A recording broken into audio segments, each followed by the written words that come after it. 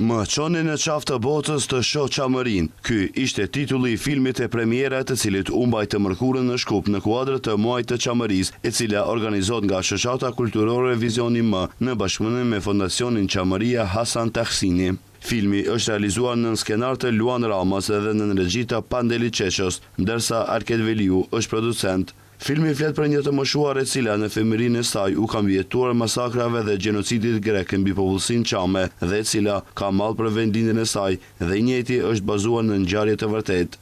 Përderisa u shfaq filmi, heqtja ka ploj të gjithë sallën, dritat u fikën, por u ndezën emocionet.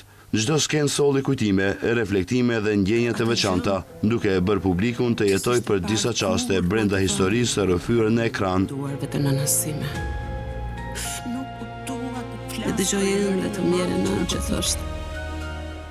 Filmi përfundoi, ndërsa në podium u ngjitën producenti dhe skenaristi i filmit, të cilët treguan në detaje për filmin, por edhe për rrëfime të ndryshme që kanë rrëfyer çamët, të cilët sot e ditë nuk u lejo të shkojnë as si vizitor. Unë do të ndaloj në një moment të rëndësishëm në këtë film që trajtohet mjeshtërisht nga zoti Luan Rama, që është fakti i pamundësisë të atyre që kanë lindur në Çamëri për të rikthyer dhe për të parë shtëpitë ku kanë lindur.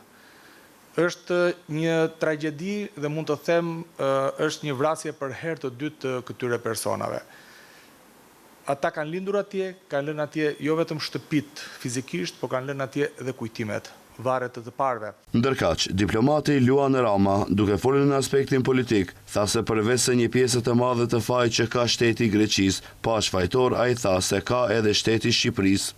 Sigurisht janë probleme që kanë bënë me politikën shqiptare, me presionin që i duhet bërë politikës greke, por Greqia vërtet është një shtet nacionalist që e ka fshirë emrin e Çamërisë në gjitha në diskursin politik, në diskursin mediatik, në diskursin social, e ka shuar edhe mjerisht edhe politika shqiptare, gjithë këto 35 vjetë me ndryshimet politike, nuk ka arritur të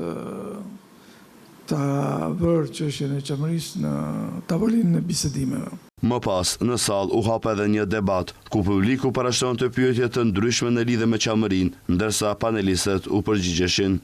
Situata u bë edhe më emocionuese, kur një vajzë e re në moshë mori mikrofonin, përshëndeti të pranishmit dhe shpalosi një pikturë të cilën e kishte vizatuar vetë me titull Kështjella e Çamërisë. Më pas, ajo tregoi se kishte shkruar edhe një poezi, e ftuar të dilte para publikut për ta recituar. Vajza mahniti të pranishmit me interpretimin e saj, duke fituar 2 trokitje të gjata, përqafime dhe lëvdata, madje edhe nga vetë Luan Rama dhe Arket Veliu.